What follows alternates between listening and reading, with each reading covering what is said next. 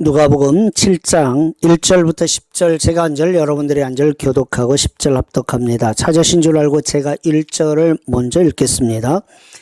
예수께서 모든 말씀을 백성에게 들려주시기를 마치신 후에 가버나움으로 들어가시니라.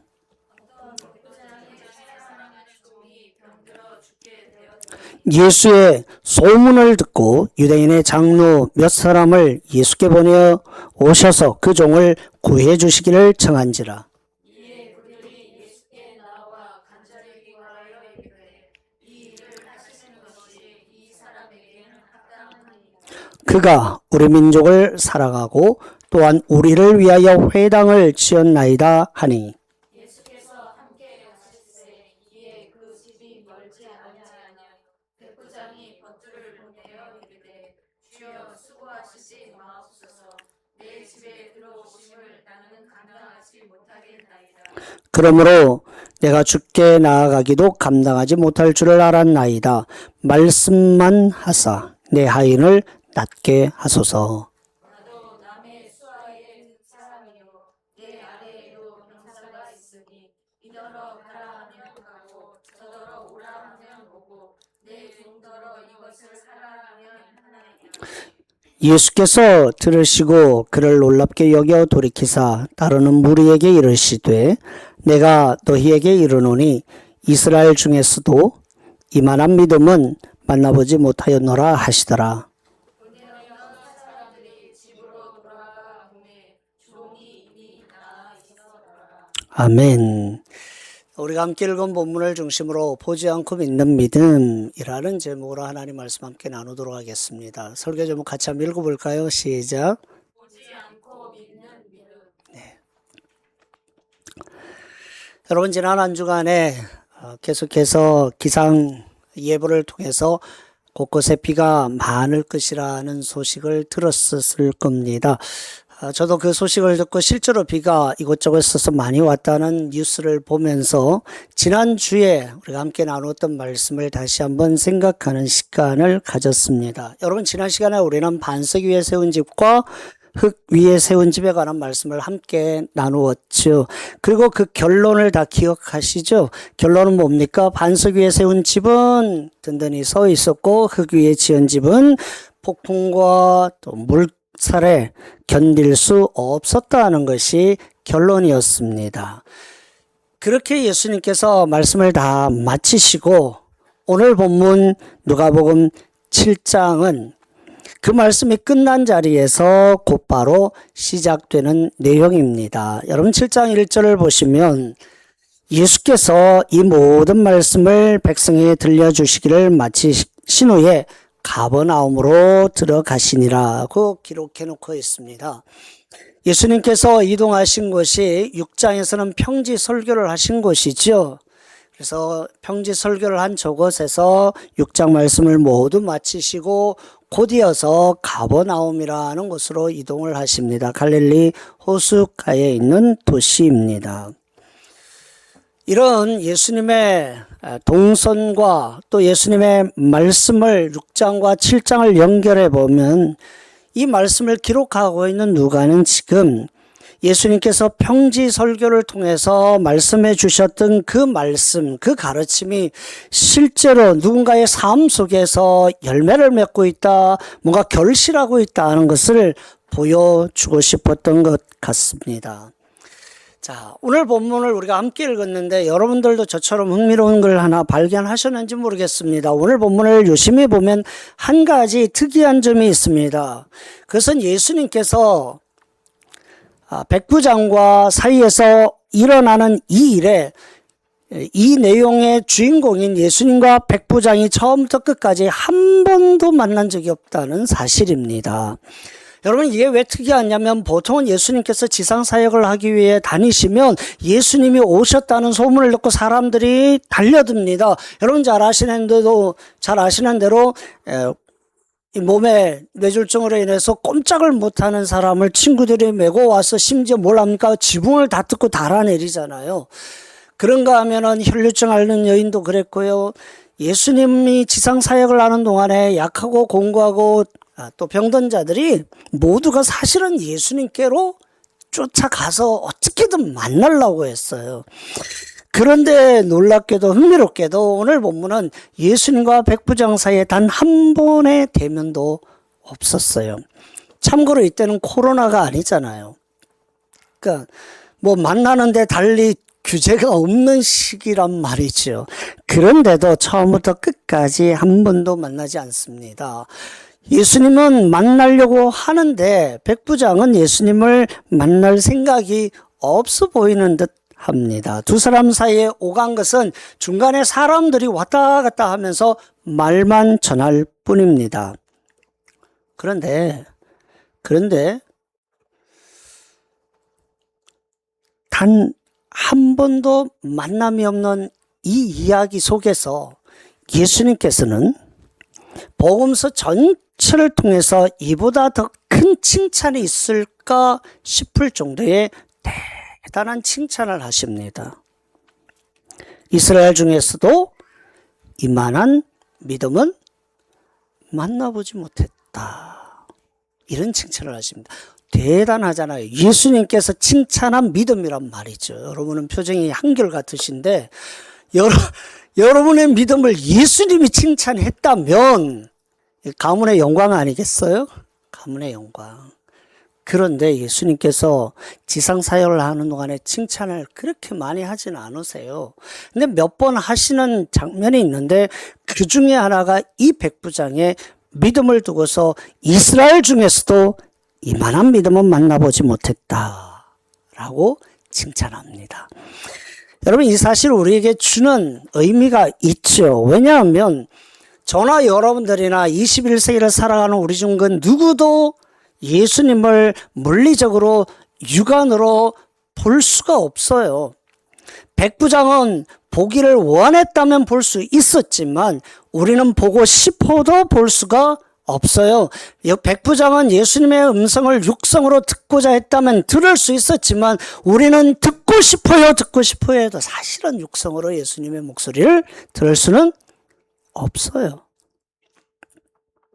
볼 수 없고 들을 수 없는 시대에 우리가 살고 있기 때문에 단 한 번도 예수님을 본 적이 없는, 만난 적이 없는, 소리를 직접 듣지도 않은 백부장을 보고 이만한 믿음을 찾아보기가 어렵다고 한 칭찬, 매우 의미 있게 우리는 들을 수밖에 없습니다.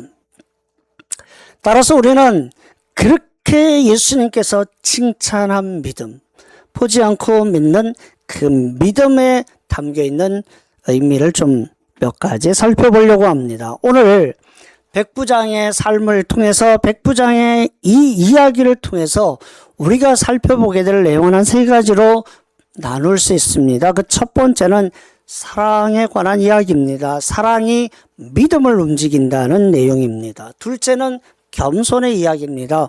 겸손이 자격을 내려놓았다는 내용입니다. 셋째는 말씀이 그 모든 것들을 뛰어넘었다는 내용에 대해서 우리가 함께 좀 살펴보려고 합니다. 그 첫 번째는 사랑이 믿음을 움직인다는 내용입니다. 오늘 아래에 있는 성경 구절 같이 한번 읽어볼까요? 시작. 어떤 백부장의 사랑하는 종이 병들어 죽게 이르렀더니 네, 2절에 있는 이 말씀, 짧은 한 구절이죠. 짧은 구절인데 이 한 절 안에 사실 당시 사람들이 들으면 그래? 설마? 다소 의아하고 경우에 따라서는 놀랄만한 단어가 들어 있습니다.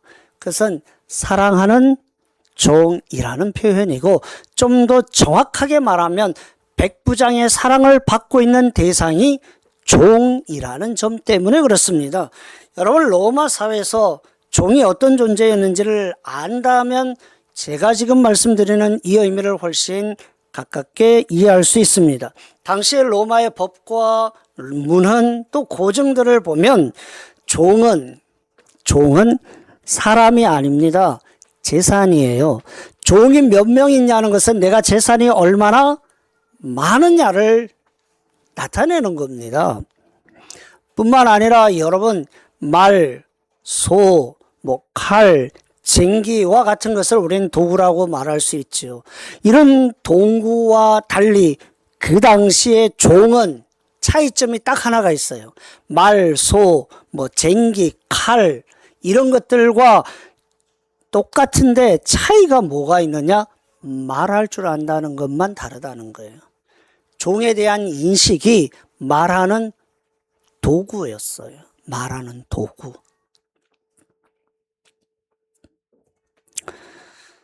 따라서 이 종이 병들어서 일을 못해요. 재산의 가치가 없어요. 그러면 고쳐 쓰는 게 아니라 그냥 내다 버려버리는 거예요. 그게 훨씬 경제적으로 나은 선택이었던 거죠. 그래서 실제로 로마 시대에는 길거리에 주인으로부터 그렇게 해서 버림받은 종들이 많았다고 합니다. 그러니까 버림받는다는 건 곧 죽는 거나 마찬가지죠. 그런데 그런 사회 속에 살던 사람 중에 하나가 백부장이란 말이죠. 그런데 그 백부장이 오늘 본문에 보니까 다르게 행동합니다. 그 백부장은 죽어가는 그 종 갖다 버리는 것이 오히려 더 본인에게는 유익한 그저 말하는 도구에 불과한 종, 그 종이 병들어 죽을 지경에 이르렀으니 그 종을 버리지 아니하고 포기하지 않았다는 점입니다. 그리고 그 종의 회복을 위해서 자기가 평소에 친분이 있었던 유대인 장로들 몇 사람들에게 부탁을 합니다. 내 종이 이런 처지에 놓였는데 나는 이 종이 회복되기를 원해요. 낫기를 원합니다.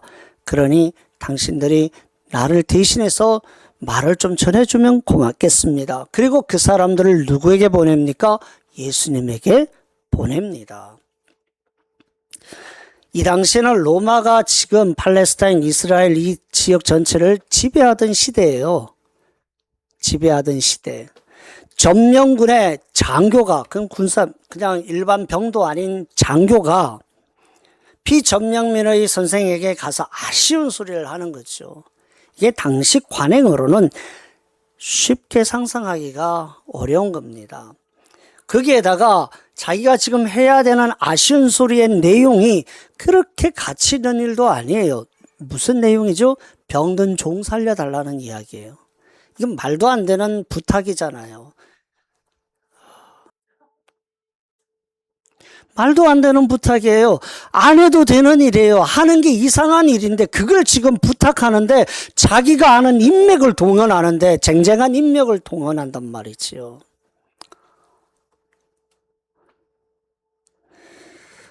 그런 지금 백부장의 이야기를 우리에게 들려줍니다. 한낱 종의 형편을 살펴봐달라는 부탁. 이 부탁을 백부장이 하고 있습니다. 이런 백부장의 행동과 내면을 통해서 우리는 예수님께서 칭찬하는 백부장의 믿음의 시작이 어디에서 시작하고 있는지를 생각하게 합니다. 한 생명, 한 사람을 사랑하는 것에서부터 출발했다는 거죠. 한 사람을 긍휼히 여기고 한 사람을 사랑하는 것에서부터 믿음이 출발합니다. 그의 믿음은 탄탄한 논리를 기반으로 한 신학 지식, 성경 지식 이런 것에서 출발하지 않아요. 3절에 보면 심지어 3절에 보면 예수의 소문을 듣고 한번 같이 따라할래요? 예수의 소문을 듣고 백부장이 한낱 이 종을 고치고자 하면서 자기가 평소에 유력하게 지내던 유대인 장로들 몇 사람에게 부탁을 하는데 그 부탁을 하는 근거가 너무 희박해요. 소문 듣고 한단 말이죠. 소문 듣고. 왜냐하면 그가 예수님에 대해서 가진 것이라고는 정보는 소문밖에 없어요. 들은 소문에 의하면 예수님이라는 사람이 이렇더라. 그러면 지금 내 종이 이 형편인데 어떻게 좀 안 될까? 그 신락 같은 작은 기대와 소망, 그 소문에 근거하여 그렇게 했다는 거죠. 예수님의 설교를 백부장이 들은 게 아니에요. 예수님이 눈먼 자와 또 여러 환우들을 고치는 기적의 현장에 있었던 것도 아니었어요. 그러나 죽어가는 병도로 자기 집에서 꼼짝도 못하고 죽어가는 종을 향한 사랑이 그 작은 소문 하나도 흘려듣지 않게 했던 거죠. 여러분, 나아만의 이야기가 사실은 비슷한데 좀 달라요. 전개가. 나아만도 불치병에 걸렸잖아요. 근데 이 나아만이 이 병에 걸렸는데 자기 집에 붙잡혀온 이스라엘의 여종 하나가 그런 얘기를 하잖아요. 선생님, 우리 나아만 주인이 이스라엘에 있었으면 살았을 텐데, 고쳤을 텐데. 이 이야기를 하니까 이 나아만이 그 여종의 말 한마디 듣고 바리바리 선물을 사서 엘리사에게 가거든요. 이건 자기의 형편이 그와 같으면 또 사람을 진심으로 사랑하고 긍휼히 여기는 사람은 이처럼 신락 같은 소망에도 그 마음이 동한다는 걸 의미합니다. 죽어가는 한 사람 살리고 싶다. 비록 종이지만 내다버려도 아무 비난을 받지 않을 대상이지만 저 종을 내가 살리고 싶다 하는 그 간절한 말이죠. 예수님께로 그의 마음을 움직이게 향하게 했던 유일한 동기였습니다. 5절에서 장로들이 백부장의 부탁을 받고 예수님께 가서 말합니다. 그가 우리 민족을 사랑하는 사람이었습니다. 우리를 위하여 회당도 지어줬습니다.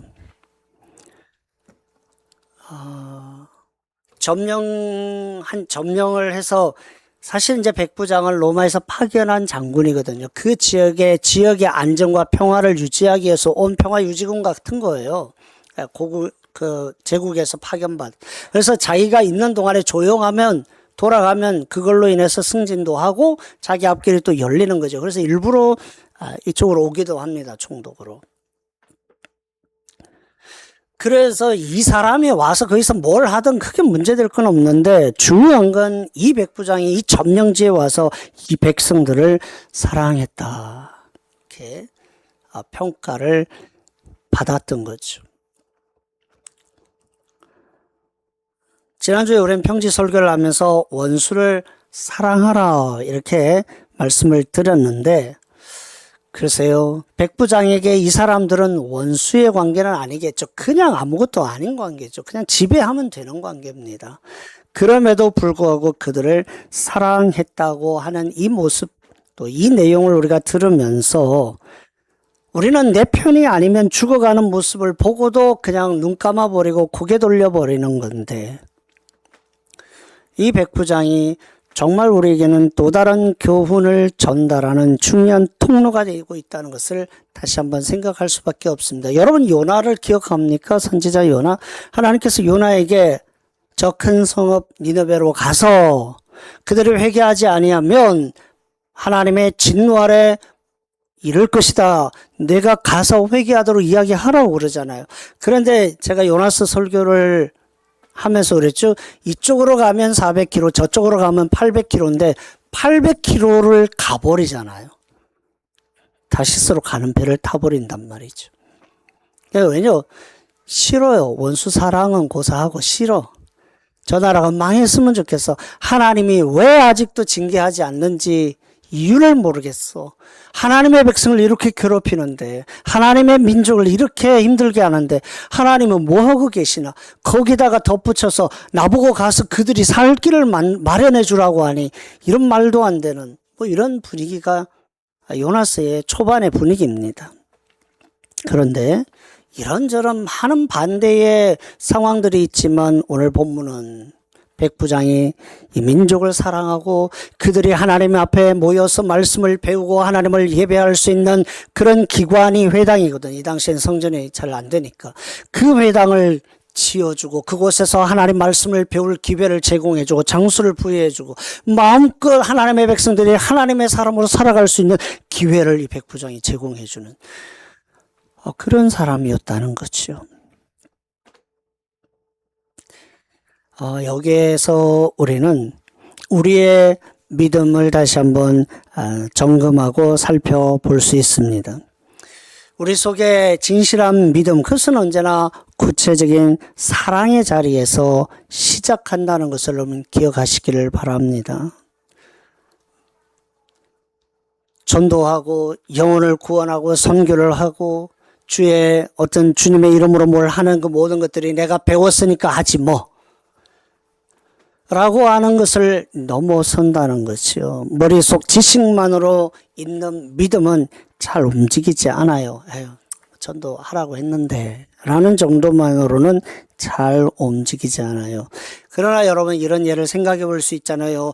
병든 가족을 살리고 싶은 간절함이 있잖아요. 제가 지난주에 조문을 갔었습니다. 친구 어머니가 갑자기 소천했는데 크게 아프다는 말씀도 없으셨는데 갑자기 돌아가셨어요. 주일날 저녁에 식사가 잘 안 된다 해서 가시고 화요일 날은 식사를 잘 하셨는데 그 주간 토요일 밤을 넘기고 주일날 새벽에 소천을 하신 거죠. 이 아들이 그러는 거예요. 친구가. 이럴 줄 자기가 마치 잘못해서 이렇게 어머니를 못 고치고 보낸 것 같다는 자책과 함께 한편으로는 한 4, 5년만 더 좀 살아주셨으면 좋을 뻔했는데 그런 안타까운 말을 하면 눈시울을 붉히는 것을 봤습니다. 뭔가 그 간절함이 있는데 자기가 못한 것 같아서 마음이 아프다는 거죠. 무너져가는 자녀를 붙들고 싶은 애타는 마음, 고통당하는 이유, 그냥 스쳐 지나갈 수 없는 안타까움, 바로 이런 긍휼과 사랑의 자리에서 우리는 비로소 하나님을 찾게 되는 거죠.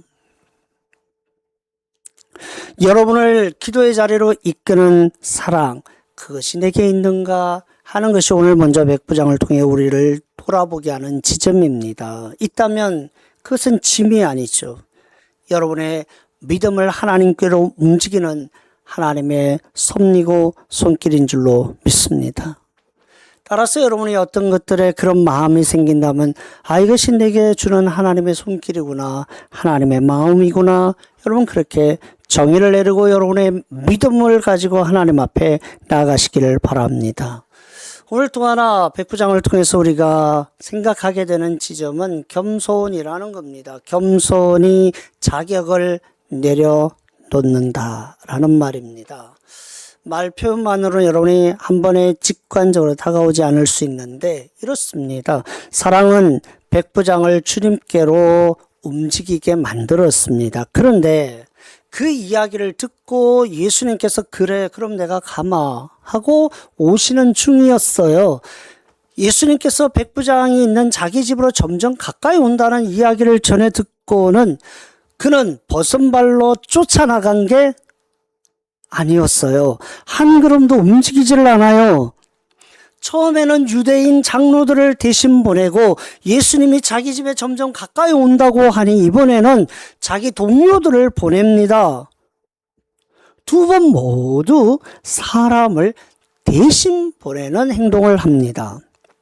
마태복음에도 유사한 내용이 기록되어 있어요. 같은 이야기를 다르게 조금 각도를 달리해서 기록하고 있는데 이 마태복음의 기록과 달리 누가는 이 두 번의 보냄을, 한 번은 유대인 장로를, 한 번은 자기 동료를, 친구를 보내는 것을 각각 구별하여 기록해 놓고 있습니다.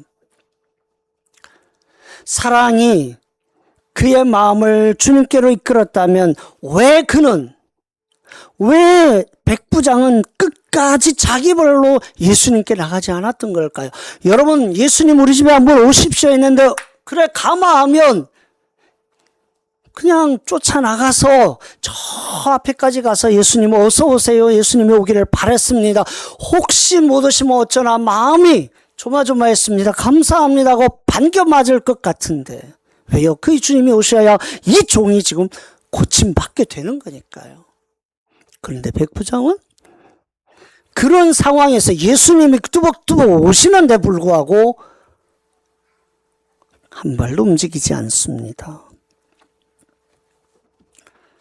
왜 그는 끝까지 자기 발로 나서지 않았을까? 이 질문의 답이 오늘 둘째 장면의 핵심입니다.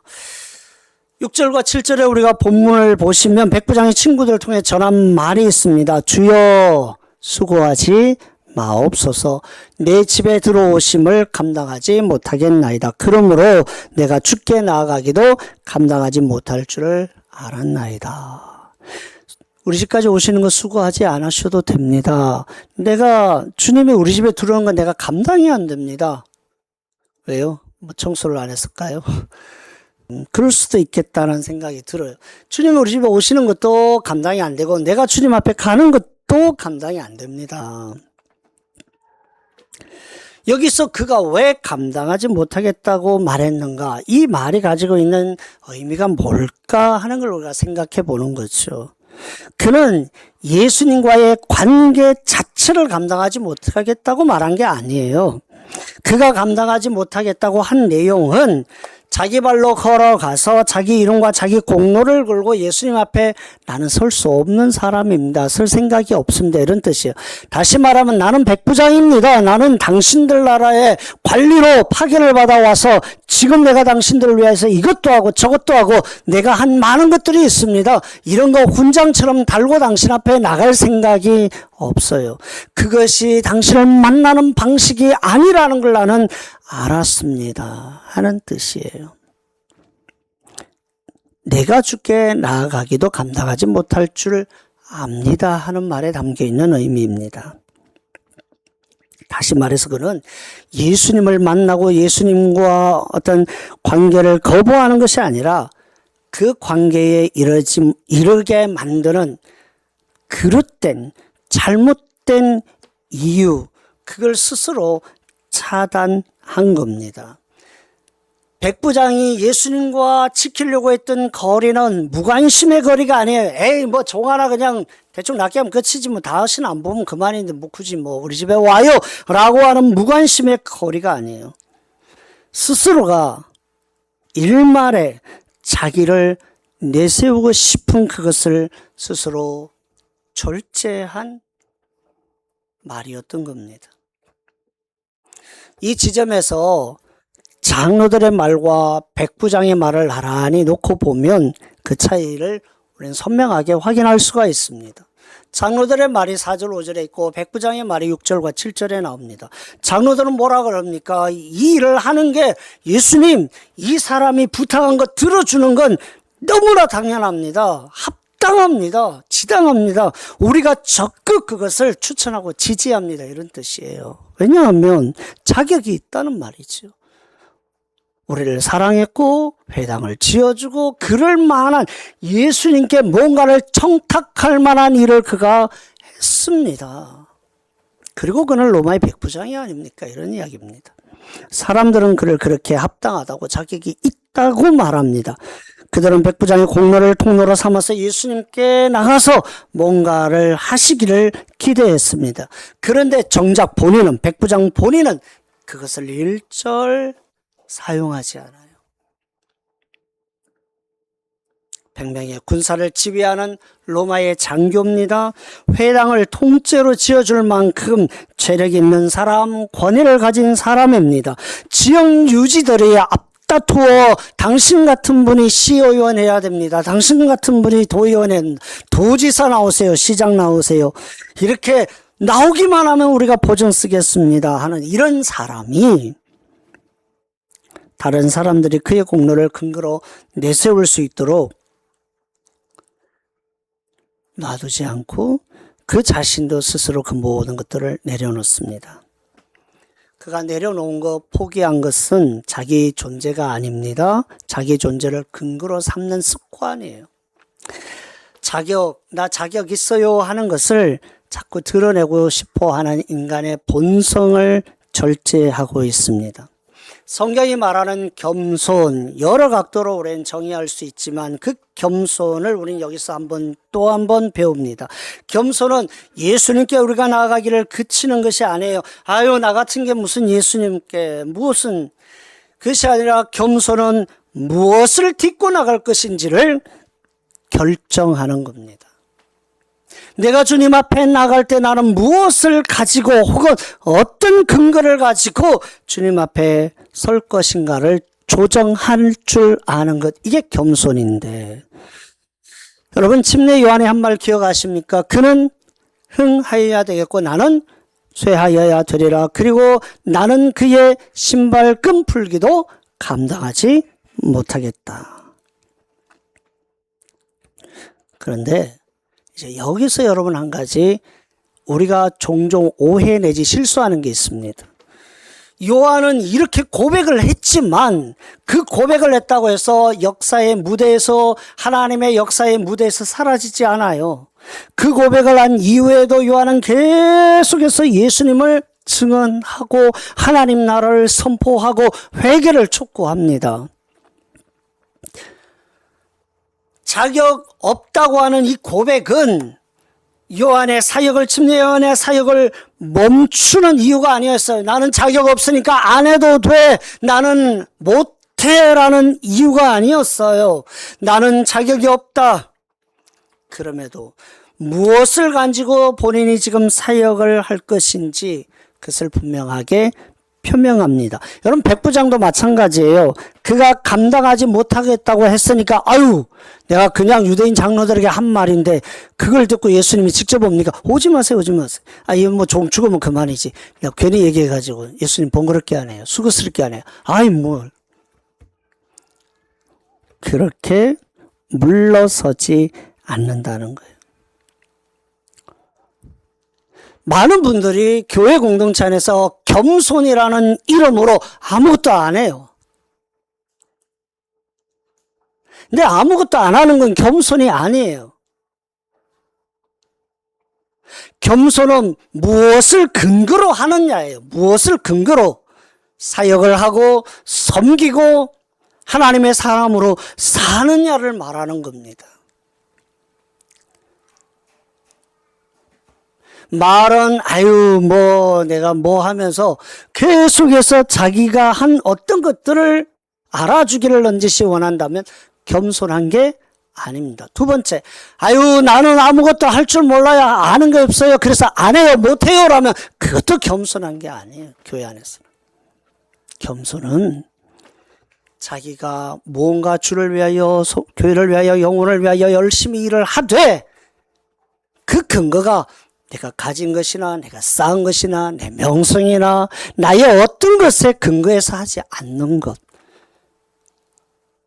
그것이 참된 겸손입니다. 근데 우리가 세상을 살 때는 그렇게 안 하잖아요. 세상을 살 때는 반대로 합니다. 자신을 증명해야 합니다. 여러분 취업할 때 뭐라고 하죠? 갑자기 생각 안 나네. 뭘 쓰죠? 이력서인데 이력서 플러스 자기소개서를 써야 되잖아요. 뭐 자기소개서를 쓸 때 저는 참 이걸 잘 못 쓰겠더라고요. 근데 요즘 친구들은 잘 쓰는 것 같은데 그 자기소개서 쓸 때 이상하게 쓰지는 않잖아요. 왜냐하면 자신을 증명해야 되니까요. 어필을 해야 되고 내 이력이 어떤 것인지, 내 실적 포트폴리오가 어떤 것인지 이런 걸 다 내세우고 나를 그럴듯하게 만들어야 됩니다. 저는 아직도 설교를 준비하면서 문득 그 생각이 났는데 제가 국민학교 2학년 때입니다. 뭐 9살 뭐 요럴 때인데 저희 선생님, 담임 선생님이 일이 있어서 잠깐 다른 반 선생님이 한 30분간 애들을 관리하러 들어오셨어요. 그런데 그 선생님이 칠판에다가 옛날 이솝 우화 하나를 들려줬어요. 근데 저는 지금도 그 그림이, 그 모든 장면이 사진을 찍은 듯이 그대로 있거든요. 선생님 가운데 서고 강단 있고 우리가 볼 때 우측 귀퉁이에 개구리 한 마리를 이렇게 그려놓고 말씀을 하십니다. 개구리가 황소 이야기를 하는데 개구리가 황소를 만났어요. 만나놓고 봤더니 황소가 진짜 말 그대로 황소예요. 개구리가 볼 때 나는 너무 초라한 거예요. 너무 작은 거예요. 그러니까 개구리가 이 황소 앞에서 나도 너처럼 될 수 있어. 약간 애들 같잖아요. 나도 너처럼 될 수 있어 하고 황소가 계속해서 공기를 황소가 아니라 개구리가 계속 흡입하다가 그만 순간 선생님이 분필을 가지고 칠판에서 쫙 그으면서 뿡 하는 거예요. 그러니까 배 터져 죽었다는 얘기. 근데 그게 놀랍게도 한 6개월 동안 칠판에서 안 지워지더라고요. 제가 그때 이제 반장, 또 귀한 고급 정보를 누설했네. 이제 칠판 이렇게 지워야 되는데 이게 이상하게 그 그림이 안 지워져. 근데 저는 아직도 안 지워지고 있어요. 수십 년, 4, 50년이 지나도. 어쩌면 우리는 이 배 터져 죽은 개구리처럼 계속해서 우리는 뭔가를 집어넣어야 되고 부풀려야 되고 그럴듯하게 만들어야 되는 세상의 언어 속에 우리가 살아가고 있어요. 그런 문법 속에 살아가고 있어요. 여러분 사업하시는 분들 차 2대잖아요. 돈만 하나 2대입니까? 아니에요. 하나는 자기 회사 출근할 때 타는 차잖아요. 하나는 협상하고 계약하러 갈 때 타는 차가 있어요. 그건 무조건 외제예요. 제 친구가 그렇게 하더라고요. 그래서 제가 덕분에 L자 붙은 무시 차를 탔는데, 야, 너 돈 많이 벌어. 무슨 소리야, 이거. 이런 거 타고 가야 출입문이라도 들어가. 뭐 이런 얘기 하더라고요. 티쿠 타고, 그때 당시엔 티쿠 뭐 이런 게 있었어요. 타고 들어가면 아예 만나는 것도 쉽지. 그게 세상 언어예요. 그렇게 6일을 일주일 내내 살다가 교회라는 곳에 왔는데 믿음이 많고 적고 있고 없고를 떠나서 나도 모르는 사이에 그 언어에 익숙해져서 교회 안에서 그런 것들이 나타날 수 있더라는 거죠. 그래서 백부장은 스스로 자기가 그런 모습을 절제해 가는 것을 우리에게 본을 보여주었다는 이야기입니다.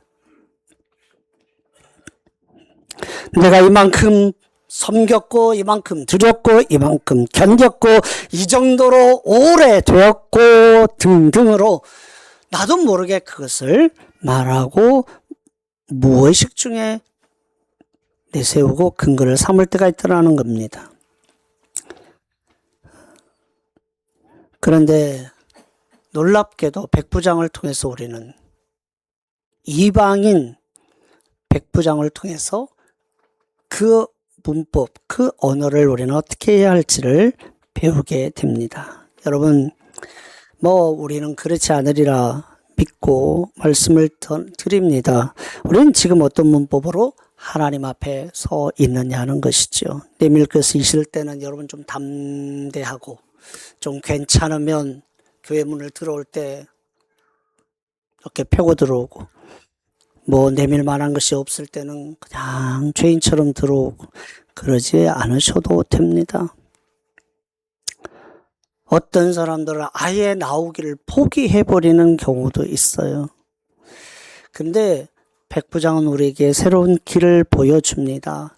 내밀 것이 없다고 정직하게 고백하면 된다는 얘기입니다. 그러나 주님 앞에 나가기를 포기하지는 말라는 것입니다. 이해하셨습니까? 네. 여러분 세상 살면서 높을 때도 낮을 때도 있을 때도 없을 때도 될 때도 안 될 때도 다 있어요. 그 세상 사람들도 다 알아요. 그런데 세상 사람들은 그 상황의 변화에 따라 대하는 태도가 조금씩 달라질 수 있어요. 그리고 그것 때문에 우리 스스로도 이렇게 움츠러들 때가 있고요. 그러나 주님 앞에 나가는 것만큼은 그럴 필요가 없는 줄로 믿습니다. 그래요. 그걸 지금 백부장이 우리에게 들려주는 거예요. 보여주는 거예요. 그럴 필요가 없다고요. 그걸 근거로 우리가 주님 앞에 나가는 것이 아니라고요. 우리가 잘 됐으니 잘된 걸 근거로 하나님 앞에 가는 게 아니라고요. 이해하셨어요? 한결 같으십시오. 괜찮아요. 하나님은 그냥 있는 대로 오시라고 말씀합니다. 사람들이 뭐라 그러면 내 잘못이 아니에요. 뭐라 하는 그 사람 잘못이에요. 우리는 반대로 생각해요. 그래도 교회에 사람이 있는데 사람 보기에 그렇게 본다면 보는 그 사람의 눈이 잘못된 거예요. 그 사람의 믿음이 왜곡된 거예요. 하나님은 아무 상관없어요. 믿으시기를 바랍니다.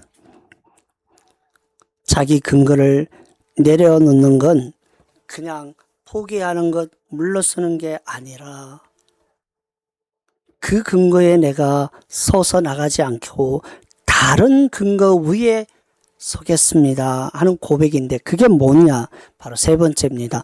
말씀 위에 서서 나가겠다는 거예요. 말씀 위에. 이게 백부장의 이야기입니다. 우리 밑에 보면 성경 구절 있죠. 같이 한번 읽어볼까요? 시작. 말씀만 하사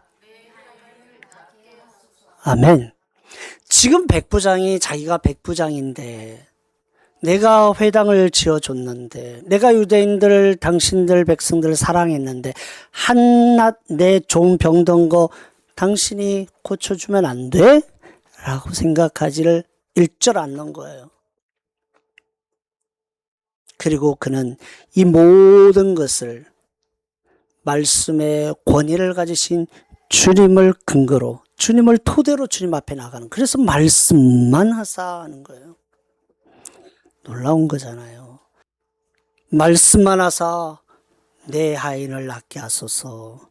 자기의 어떤 것에 근거하지 않고 전혀 다른 근거 위에 자기가 서서 주님께 말합니다. 나는 감당할 수 없지만 주님의 말씀만 이 모든 것을 넉넉히 행하고도 남을 줄로 믿습니다. 이 말 속에 말씀만 하사 내 종을 낫게 하소서, 이 한 구절 속에 자신에 대하여 철저히 낮추고 하나님 말씀에는 전적인 믿음, 그것을 보여준 거죠. 이 한 구절 속에서. 그리고 자기가 그렇게 믿는 이유를 간단하게 설명합니다. 8절에 보면 나도 남의 수하에 든 사람이고 내 위에도 백부장 위에 천부장 이렇게 있잖아요. 내 위에도 사람이 있고 내 아래도 군사가 있는데 이 논리를 가만히 보니까 내가 가라면 가고 오라면 오더이다. 내 종도로 이것을 하라면 했습니다. 이렇게 말합니다. 백부장 하면 군인이거든요. 군인의 지휘관이에요. 센츄리인데 이 100명의 군사를 지휘하는 장군이에요. 근데 로마 군대에 100명의 군사를 지휘한다면 로마 군대는 그 당시 대단했거든요. 이런 명령의 세계에 익숙하게 살아온 사람이에요. 그런데 그런 경험을 통해서 알게 된 게 있단 말이죠. 진짜 권위를 가진 명령은 명령하는 사람이 그게 없어도 그 말이 그대로 수행이 됩니다. 여러분 권위가 없으면 어떻게 돼요? 말하잖아요. 뒤에 가서 뭐 하죠? 콧방귀 낍니다. 안 먹혀요. 근데 진짜 권위 있는 말은 사람이 그 자리에 없어도 그것이 이루어진단 말이죠. 말씀만 하사라고 하면 이 말 속에 그게 담겨 있잖아요. 주님은 정말 권위를 가지신 분입니다. 생사, 화복, 죽은 자 살리고 병든 자 고치는 말씀의 권위가 당신에게 있는 것을 내가 믿습니다. 안 오셔도 그 말씀만으로 됩니다. 이 이야기가 여기에 담겨 있잖아요. 엄청난 거죠. 명령의 힘은 거리에 좌우되지 않습니다. 예수님 말씀에 하나님의 권위가 실려 있다면 그 말씀은 굳이 자기 집 문턱을 넘지 않아도 병을 넉넉히 고칠 것이라는 믿음이 있었던 겁니다. 여러분 이것이 얼마나 놀라운 통찰력인지 한번 생각해 보세요. 여러분 창세기 1장에 보면 하나님께서 천지를 창조하시는데 뭘로 하시죠? 예, 그냥 하나님이 이렇게 주물뚝주물뚝 한 건 사람밖에 없어요. 다 뭘로 하셨어요? 말씀하시니 그대로 된지라. 말씀하시니 그대로 된지라. 저는 백부장이 천국에 갔다면 나중에 가서 물어볼 거예요. 창세기를 알고 있었느냐고. 빛이 있으라 하심에 빛이 있었다고요. 시편 기자는 이런 노래를 합니다. 하나님은 그가 말씀을 보내어 그들을 고치셨다. 말씀을 보내어 그들을 고치셨다. 말씀하시면 그대로 될 것을 믿습니다. 간단한 이야기예요. 그러니까 이 말을 들을 것이라고는 예수님도 예측을 못하신 것 같아요. 그러니까 예수님이 들으시고 깜짝 놀란 거예요. 깜짝 놀랐어요. 그렇게 많은 병자를 고치고 아픈 사람들을 고치고 그렇게 많은 기적과 이적과 자연의 모든 원리를 막 때로는 능가하는 역사들을 행하신 주님마저도 이 고백을 들으면서 놀라시는 거예요. 한 사람의 믿음에 놀라셨어요. 이스라엘 중에서도 이만한 믿음 만나본 적이 없다. 여러분, 이스라엘 중에서도라는 말이 이런 뜻이에요. 이스라엘 너희는 선조 때부터 하나님을 알고 살아온 민족이 아니냐. 너희에게는 성전이 있고 너희에게는 율법이 있고 너희에게는 수천 대를 거쳐온 선지자들의 말씀이 있지 않느냐. 그런데 저 이방인 백부장은 그거와는 관계가 없는 거잖아요. 그런데 그 모든 것을 가진 너희들에게서 볼 수 없는 믿음을 저 사람이 있으니까 봤다. 이런 뜻이에요.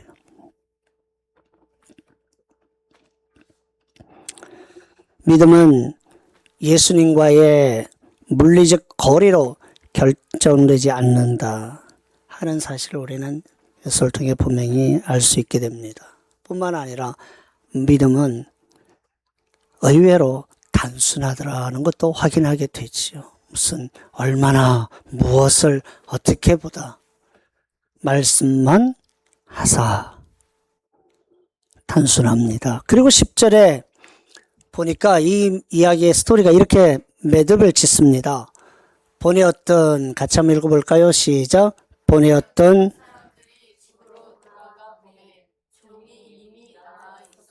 1번 질문합니다. 종이 언제 나왔을까? 여러분은 언제 나왔을 거라고 생각하세요? 나으라는 말씀을 한 적이 없어요.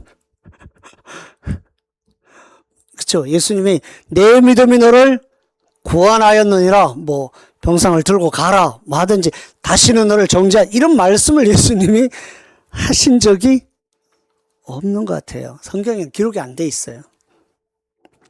그러니까 언제 뭐 때문에 만약에 기록을 해뒀다면 아마 우리는 또 그걸 그대로 또 따라가려고 애썼을 거예요. 어느 하나로 여러분 규정하실 필요 없어요. 더 큰 것은 그 믿음이 역사를 일으킨다. 이걸 여러분이 잊지 않으시면 됩니다.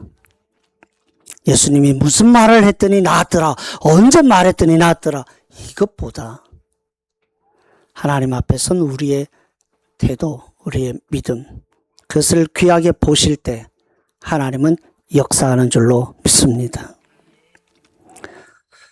여러분, 우리는 오늘 이 본문에서 위로받아야 됩니다. 아유, 난 백부장 같은 믿음이 없었어. 다 틀렸어. 이런 자조하고 낙심하라는 말이 아니에요. 우리에게 주는 위로가 있습니다. 솔직히 말하면 백부장이 여러분보다 믿음이 좋아야 될 이유가 없어요. 그 사실 아셨습니까? 만나본 적도 없고 이적과 기적을 경험해 본 적도 없고 성경부를 해본 적도 없고 유대인 출신도 아니고 거기다가 지금 또 군인이라서 여러 사람 죽였을 법하고 뭐 믿음이 여러분들보다 좋아야 될 그 예수를 믿어온 세월이 수십 년이 된 것도 아니고 아무것도 없어요. 우리가 조금 약이 오르는 거죠. 솔직히. 아니 저 사람은 나보다 뭐가 낫다. 이 생각을 하면 안 되는 거예요. 나보다 뭐 나아서 됐다고 하면 그게 근거가 된다는 거잖아요. 순수하게 그저 주님 바라보고 갔던 거죠. 그걸 오늘 우리에게 전합니다. 그래서 우리에게 위로가 되는 거예요. 우리가 뭘 봐도 그보다 좀 나을 것 같거든요. 우리가 절망하고 낙심할 이유가 없어요. 우리는 종종 그런 우리가 종종 무슨 생각을 하느냐. 아, 나 하나님하고 너무 먼가 봐, 거리가. 요즘 약간 감이 떨어졌어. 아, 요즘 기도해도 뭐가 좀 시원찮고 잘 안 되고 응답도 안 되고 뭐 예배 드려도 그냥 그렇고 뭐 성경을 읽어도 도대체 무슨 소리인지 옛날에는 뭐가 반짝반짝 하더니 감동도 없고 뭐 아는 것도 없고 머리도 안 들어오고 나하고 하나님이 상당히 거리가 먼가 봐. 여러분, 우리도 살다 보면 이 거리가 나하고 하나님과의 거리가 멀다고 느껴질 때가 있거든요. 그러나 오늘 본문은 그런 거 없다고 말합니다. 따라합시다. 그런 거 없다. 다시 한번 그런 거 없다. 네. 하나님 말씀이 이르지 못할 거리는 없다. 믿으십니까? 네. 느낌이 없는 날 있습니까? 오늘 하나님 난 좀 가까이 있는 것 같아 느껴지다가도 오늘 하나님 왜 이렇게 멀리 안 느껴져 라는 날이 있습니까? 혹시 그런 날에도 말씀은 일하시는 줄로 믿으시기 바랍니다. 눈에 보이지 않는 곳에서도 하나님 말씀은 이미 도달해 있는 줄로 믿으십시오. 백부장의 종은 자기가 언제 나았는지 알았을까요? 보니까 그냥 나은 거죠. 하나님 말씀이 지금 1m 앞에 왔구나, 5m 앞에 왔구나, 10m 앞에 왔구나, 너무 멀어서 안 낫겠구나라고 생각할 그런 생각이 없는 거예요. 그냥 나은 거죠. 백부장의 종은 자신이 낳는 그 순간에도 예수님이 자기를 위해 말씀하고 계신 줄을 몰랐을 겁니다. 백부장은 알았겠죠. 이렇게 했으니까. 근데 종은 몰랐을 거예요. 지금 아파서 생사를 오가는 사람이 예수님이 얼마나 왔고 무슨 말을 이게 지금 관심이 없는 거죠. 우리의 삶에도 그런 순간이 있을 수 있습니다. 그러나 우리가 알지 못하는 사이에 하나님 말씀은 이미 우리의 삶의 자리에, 병상에, 우리의 고통 가운데, 어려움 곁에 와 있는 줄로 믿습니다. 사랑하는 성도 여러분, 우리 처음으로 다시 돌아가 보겠습니다. 백부장과 예수님은 끝내 만나지 않았어요. 성경은 만났다는 이야기가 없습니다. 그러나 우리는 이 이야기를 다 듣고 나면, 이 말씀을 다 읽고 나면 우리는 정말 이 두 분이 만나지 않았을까 의심할 필요가 없어요. 만나지 않은 것에 대하여 아쉬워할 이유도 없죠. 왜냐하면 얼굴은 마주하지 않았지만 믿음과 말씀이 만나 증거를 남겼기 때문인 줄로 믿습니다. 그리고 그 만남은 얼굴을 마주한 그 어떤 만남보다 깊었습니다. 어떤 사람은 예수님 만나고 죽이는 사람도 있는데 베드로는 훗날에 뒤에 초대교회 성도들에게 이런 말씀을 남깁니다. 같이 한번 읽어볼까요? 예수를 시작. 예수를 너희가